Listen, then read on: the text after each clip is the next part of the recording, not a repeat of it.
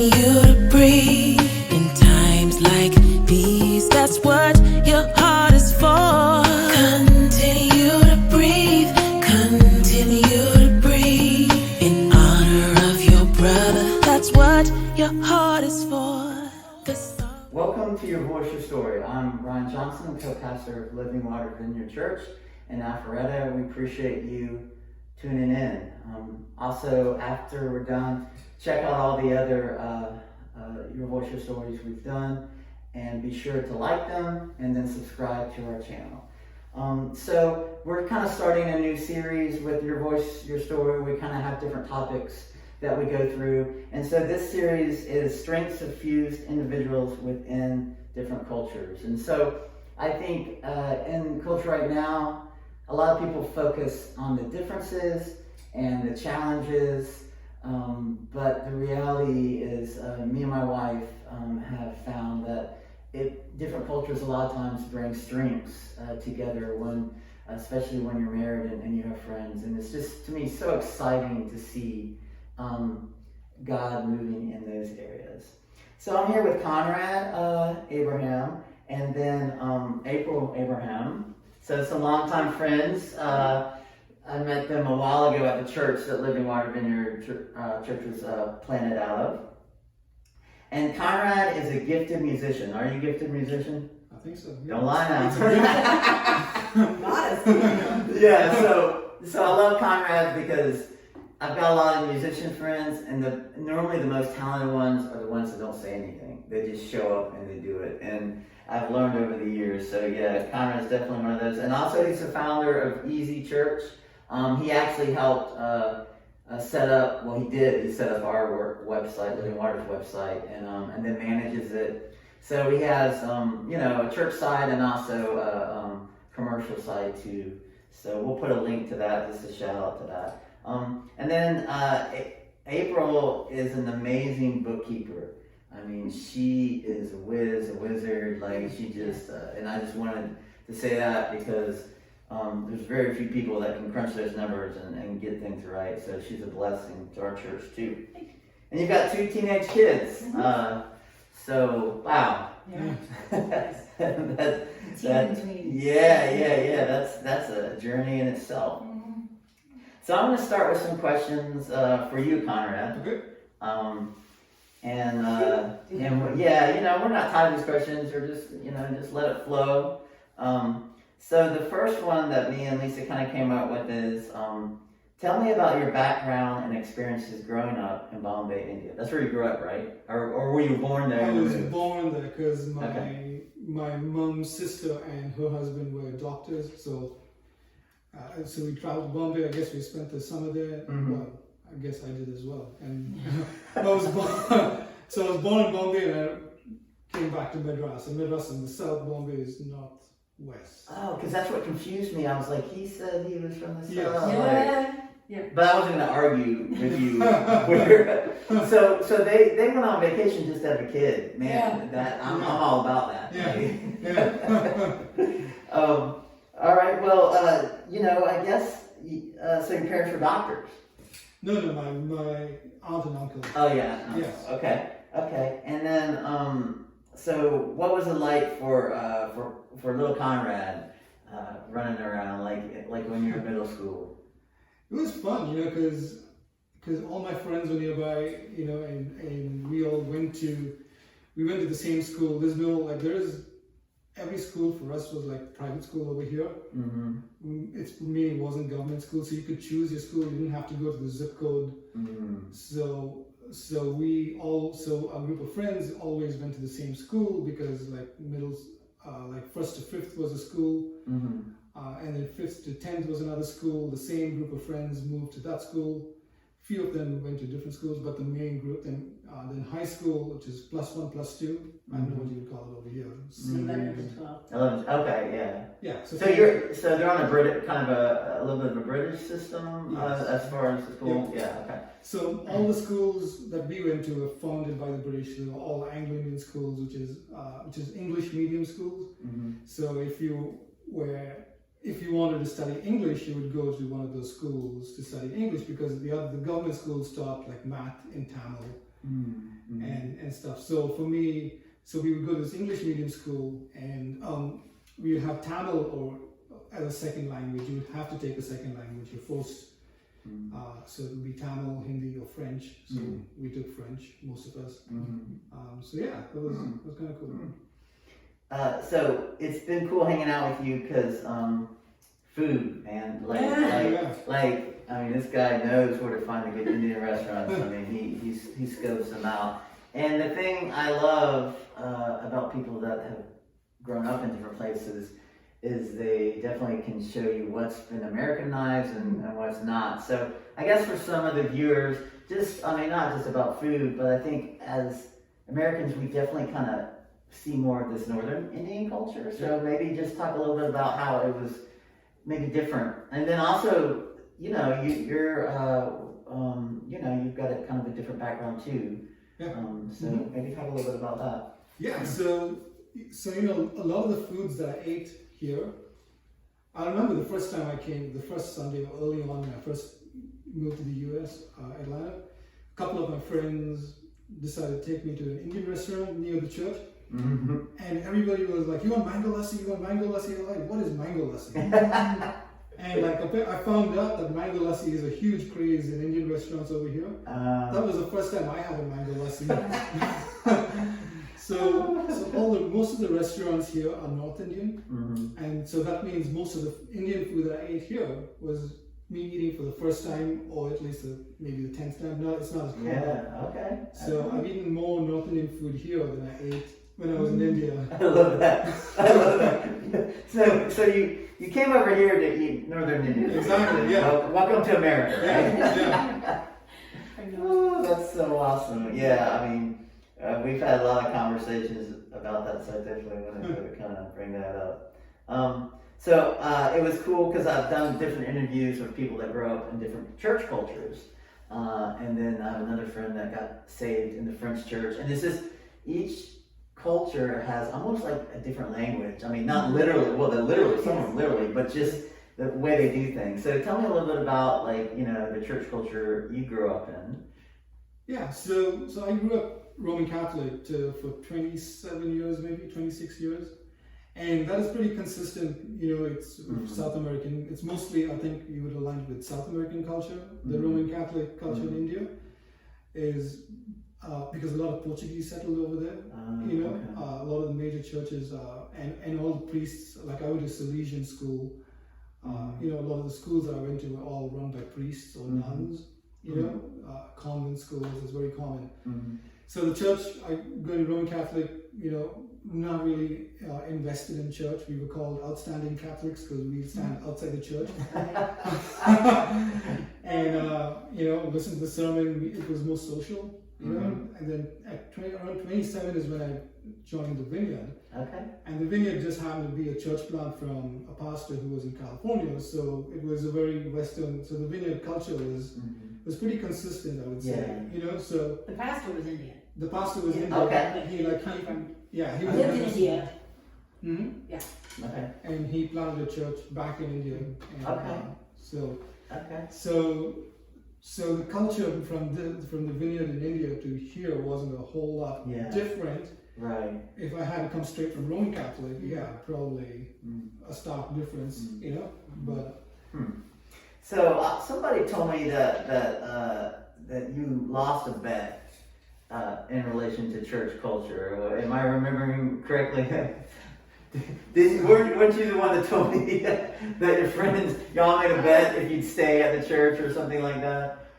He said it was a cult. Right. Because coming from the Roman Catholic culture, back then at least, if there was anything different, right, we thought it was weird, right, at that point in time. Like even just somebody speaking out at church or clapping a hand was like, who is that? So from going from that to a vineyard, right, where they were inviting people for like concerts at the church, right? We thought it was a cult, and that's what the word was spread, at least in my circle, right? And we're like, hey, this is this cult church over here. Let's go join a cult. Okay, let's go. It will do well for our death metal band. So we went and joined the Vineyard Cult. Oh, no, it's the Vineyard Church. And then the people were so great over there. You know, I got a job actually there, and the pastor was like, you know, one of the most influential people in my life. You know, he just welcoming, and he let me join the worship team I wasn't a Christian. You know, so that really come, belong, and then believe was, you know, I'm getting goosebumps because they really, you know, I wasn't treated any differently. You know, like. So yeah, so they got me. I think the consistency and just love, you know. I hadn't heard I guess I just missed the death metal part, and to me that's so awesome. It's like for image, just being tough, and then you go, and then suddenly God just like speaks to your heart, you know.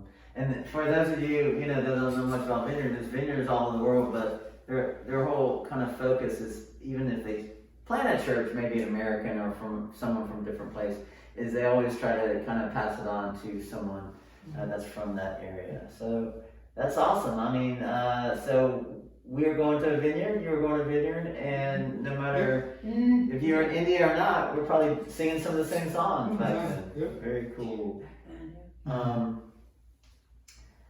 Okay, so I love the answer that some of the people have given me this question, especially when you ask the spouse and then the husband, because they're totally different. So I'll just set you up on that. Okay, what were some viewpoints you had of the United States, good or bad, before moving here? So most of it is from books and movies, right? It's either super glamorous, right? Like every place is New York or California, right? Those are your reference points. It's either business or beach, right? But then you come down here and you're living like in Marietta, Georgia, you don't see another soul. You know, so that was, you know, obviously I didn't think about it until I bought my ticket, and I'm like, okay, what do I expect? You know, am I going to land in this either super glamorous place, or it's going to be in like everybody's running around skimpy dresses and like on the beach, right? So those were the two expectations. Yeah. I love that. Well, it's a good thing I'm not wearing a swimsuit. And of course, my wife's from Miami, so yeah, so that's the reality there all day long. And I guess also, since settling in the United States, what are some things that you like and dislike about American culture? And don't lie now. Yeah. The thing I always tell people, I mean, we've had all different people on here, and I'm like, I don't want sugarcoat. I just want the straight up truth. Yeah. I would not say like, I would say differences. You know. Yeah, that's a good point. The thing that, I'll tell you three things. The thing that I struggle with the most is the date. Yes, he's been here 17 years. The date, as in today, is August 8th. Or not, I don't even know the date. It's September 4th, and it's 2020. He's like, because in there they do day, month, Small to and then we always do month, day. Wow. So I've been here. It was easy when I first got here because I knew where I came from, how I did things. I would say it, and then I'd switch it. I had a reference point. Now I'm so messed up. I don't know which is my reference point. So I don't know how to correct it. I don't know if I'm thinking an American date or British date, and I have no reference point. So that drives me nuts. Yeah, I was about to say. So anything else? It's the little things sometimes. I love, because when you talk to people that grew up here, they're always like, but I found so many people from different cultures. It's when they move here, it's those little things that you miss. The second thing, you know, I know I said three, but I'm going to do two. The second, I think it's just the family unit is much stronger. You know, where you come from, like people like over here, it's a given, or at least for the most part, right? That kids move out and all that stuff. But over there, you know, it's just like the generation just lives on, and you take care of the grandparents, and the kids stay there. Obviously, I'd like that independence for them, but it's not an emphasis like you're 17 or whatever the age is. Get out. You know, I think just that closer, tight-knit family structure for sure. I definitely want to bring that and keep that. in here. And I keep telling them, I joke with them as well as they're getting teenagers, you know, like, you know, no, you're going to stay here, and you know, right? Independence after a while, but I think definitely blend it a little bit more, bring in more family structure from there, bring in more independence from here, and find a happy medium. Yeah. You know? His sons, there's sons in the room, and he said nothing. He was just quiet. When he said, well, the thing I love about Alpharetta, I mean, there are a bunch of different cultures, and there's a huge Indian culture. And the thing that me and Lisa love is, you know, before the virus, we go to like Avalon. On a Saturday night, you go and you see like 3 generations.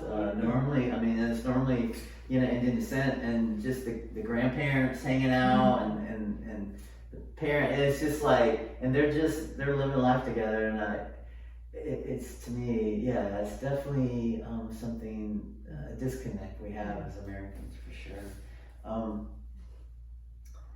Also, as an Indian American, as far as from India, now that you're in America, what has it been like for you navigating a multicultural church? And I think you kind of answered that kind of, because you mentioned Vineyard and kind of, I guess too, before we move on too, because I'm not sure the correct term, so, but obviously because of colonialism, because of the British, they wanted people to intermarry, and that's one way to keep people in check.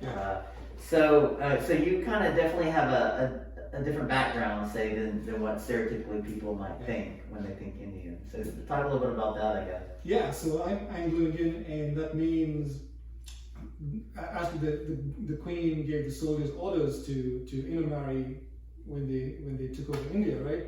To intermarry and create, you know, almost like free translators, right?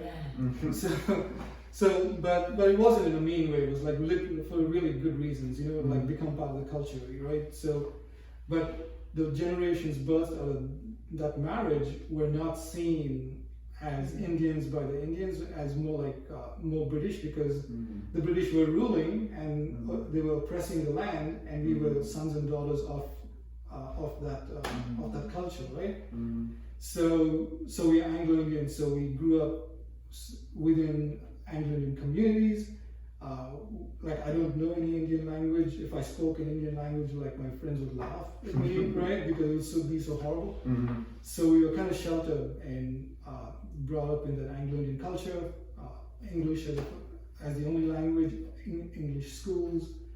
And you can go to India and you would look at me and, right, or anybody would just say, hey, Indian dude. But if I walked in India, right, you could tell, oh, Anglo-Indian, Indian. You could tell the caste because of more just the facial features, but the way they dress and stuff like that. Right.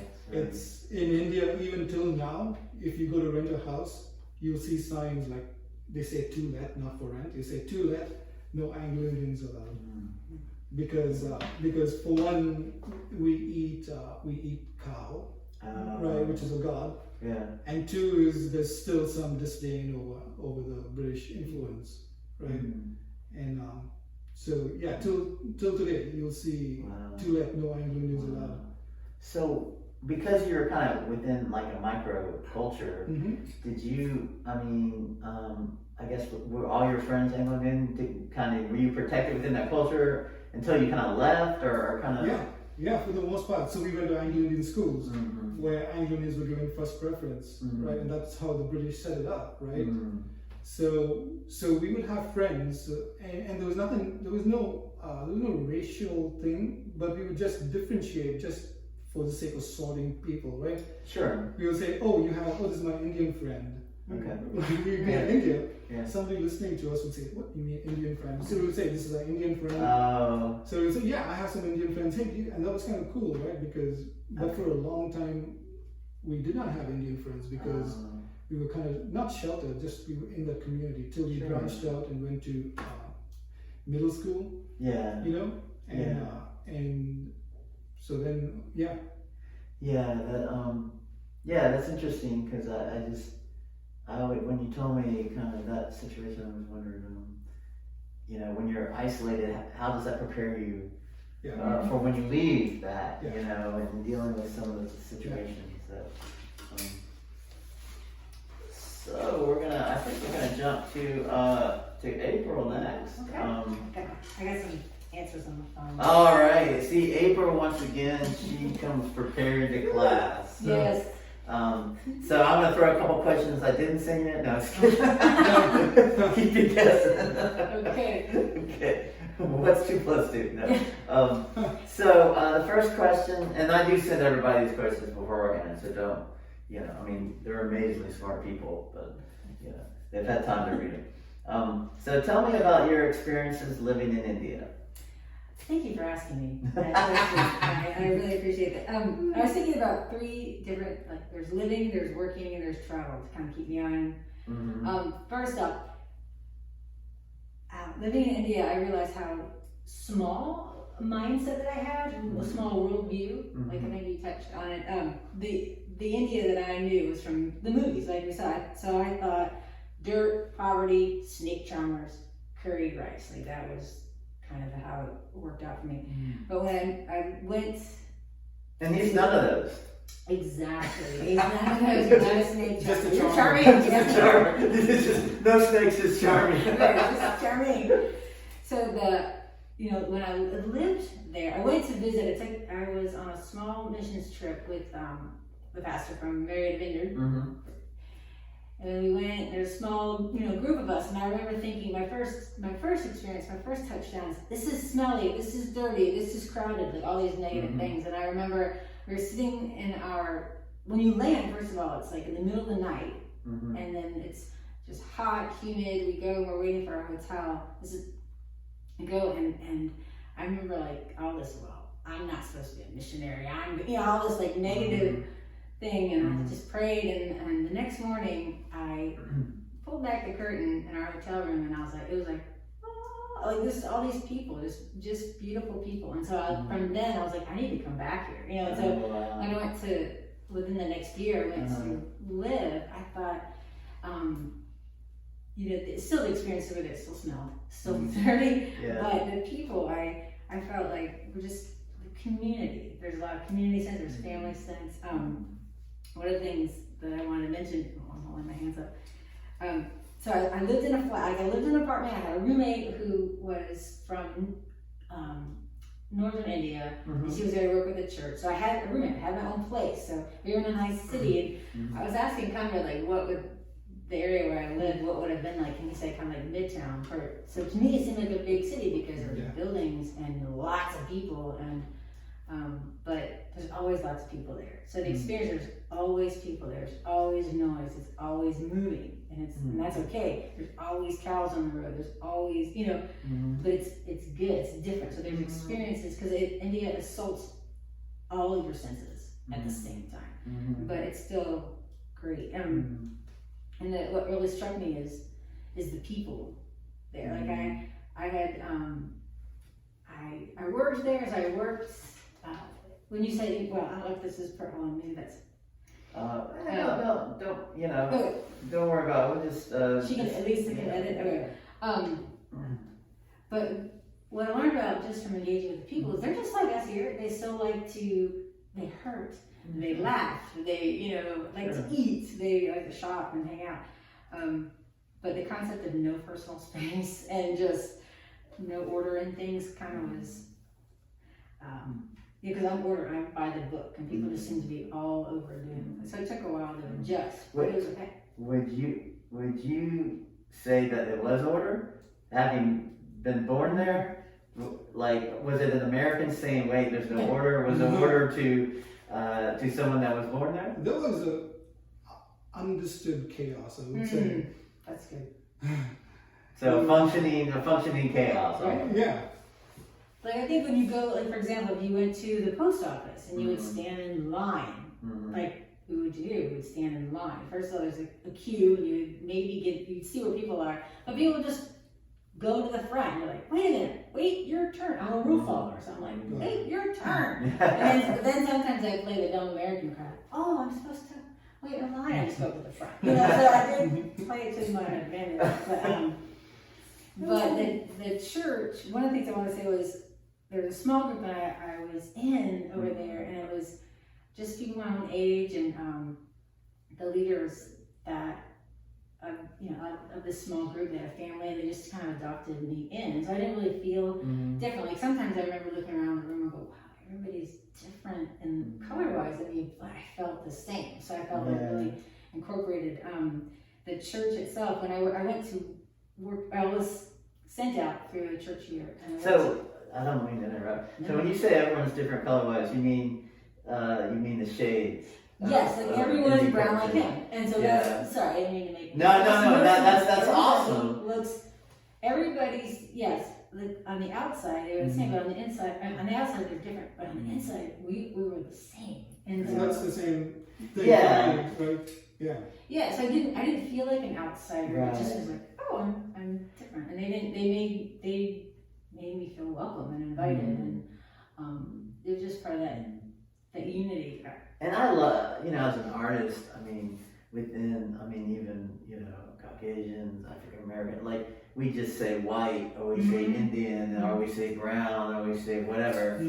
But you start to look at people, and it's just like, God, man, he's an amazing painter, because there's so many different shades, and it's just, so that's why when you said that, I was like, oh man, that's, to me, I love it, to see all the shades. So, anyway, sorry to interrupt. I'm just kidding. No, you can interrupt, please.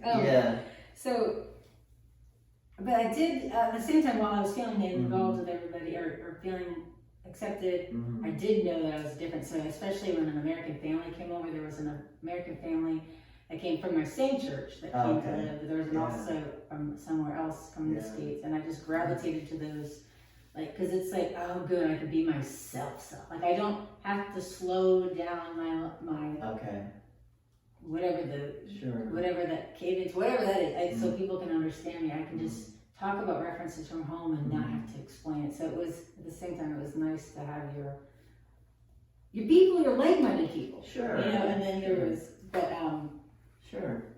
Yeah, so I guess, Three, and this is, I guess, something y'all definitely could both answer, but to me, I think it's so important, heritage and where we come from, and so I found the challenges with a lot of multicultural relationships is, okay, how do we fuse the best of these together? And I kind of, with this series that we're doing, I just wanted to definitely like people walk away with realizing, wow, this is a plus, because so many people say, well, if you're interracial, then intercultural, then you've got all these challenges and all these things. So I guess with both you guys, like what are some of the strengths you've seen, or even cool stuff you do with your kids to kind of like, hey, like you're both of us, like, so I guess maybe share. I know that's not one of the questions. I'm just going to throw April off because she's by the book. Yes. No, one of the things when you said that, I remember so I lived in India. That's how I met Conrad. We just established. We worked for church. We were just friends. We hung out in the same circle groups, and we were friends. And then I came back to the States, and that's where something developed there. I'm not going to tell our story. Well, I guess you asked us. So the point is, the name of it is your story. So when I went to talk to my pastor at the time and say, hey, because he was always going to India, so he knew the church, and so, did you know Rick? I know Rick very well. So anyway, so I remember going to Rick because he was like the dad figure for me. I mean, I have a dad, but he was just he's your guy.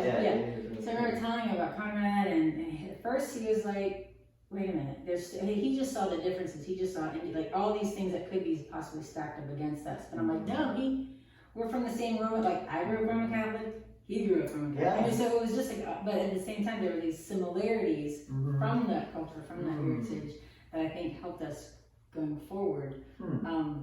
For example, just talked about it. What were those?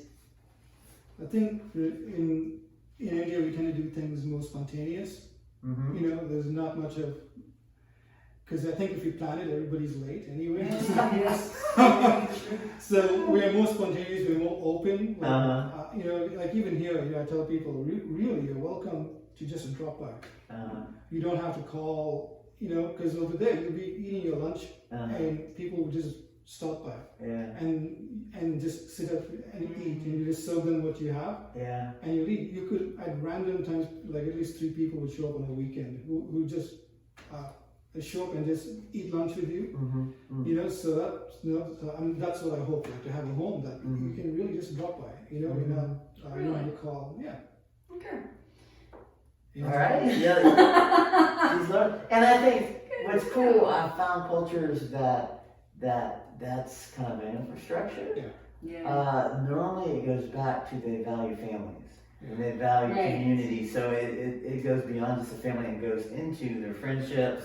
Yeah, so that's really cool. That is kind of, yes, I can see that where that he's from. I mean, that is frustrating to me. Like, because I have to be by the book. I have to be a little plan. You know, but that's one thing that I did glean from India is the emphasis on church. Like, even working for the church, I had to go, and sometimes our job for the day would be go visit these people, have tea or take them for tea or take them for lunch, and then just do that. I'm like, but that stresses me out. So I have to go back to my desk and do, you know, what my job is. So it's frustrating. So, but Did they give you, okay, well, you have to do these 5 things when you see the people? No. No. So you didn't have did you make your list before you went? I should have. But he was like, what are you, the pastor would be like, what are you doing back at the office? You need to be out there. And he was always, you know, inviting people and focused, Jesus focused. And it was just, he had this one picture. I know you're deviating from this question, but he had this picture. Do you remember the picture? It was this golf. It was like a it was this golfer, right, hole-in-one golf club right there, or golf ball, and then a club. And it was talking about nudge.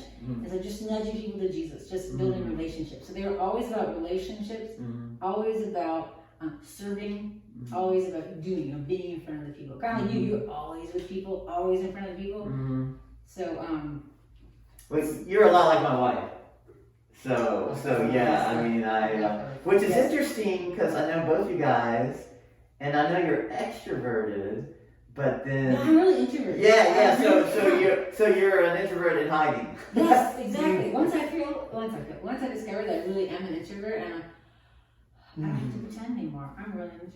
Anyhow, that was the heritage. So that's a good question because well, I guess any holiday, you know, and so what's cool about this is you don't have to answer the questions, right? So what I love is when people leave, they leave with, oh wow, I haven't thought about that. And so the question is open-ended, and then you go home and you say, oh well, what can we do? You know, and even when me and Lisa are writing these questions, we're like, oh my gosh, like here's something we haven't thought about. So, but yeah, I mean, I love thinking about these things, and I was gonna say I haven't sacrificed much because I've been here. You know, like we haven't done much of the. Yeah, I mean, you know, I think the difference between like the regular Indians, I guess, is and between me and April are probably less.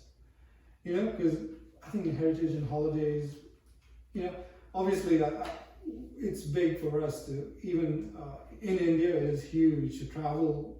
It's like your Thanksgiving, like Christmas is huge. You travel and you visit people, and you stay with them for a week for Christmas. You know, my house was always the house where relatives would travel to. So I missed that, and that's why I try to take the kids in April all the way back to India for Christmas every 3 to 4 years, maybe. You know, so that's really important. It's like your Thanksgiving, Christmas is that holiday. Obviously, we don't have Thanksgiving. Yes. If you did, of course, my brother is slowly changing Great Britain with Thanksgiving because he's a good cook, and everybody wants Thanksgiving now. So, I have a question for both you guys. What are some strengths that become apparent from? Oh, okay, we kind of hit this. I mean, I mean, April is just knocking out the questions. I wrote down. Okay, what you got? Okay, so. Love for extended family. That's what he was saying. But I think we come from the same page. We want our kids to know God. We want our kids to know that God is for them. God loves them. God has a plan for them. So right there, you know, there could have been differences, but we're on the same page as far as that. We want them to know how to seek God and to ask forgiveness and help others. Like I want my kids to Sure, they can stay as long as they need to, but I want them to be upstanding citizens. I don't want them to be jerks. I want them to treat others like they want to be treated. I want them to be, what is the word, contributing members to society. That's what it is. That's all I got. Yeah. And then he said spontaneous, but Yeah. And that's cool, because faith, wherever you go, your faith connects with people. right. And it's been really cool to get to know you guys and see God move through your lives and the humility. I've been blessed for sure. So I appreciate Conrad and April for you guys joining with us. It's been fun. We've had some laughs. And you actually deviated a little bit. I'm proud of you, April. Yes. I mean, one step further to the spontaneousness. Yeah. So I'm Ryan Johnson, co-pastor of Living Vineyard Church, and this is your voice, your story. Once again, if you like what you saw, subscribe and hit the like. God bless, and I'll see you next time.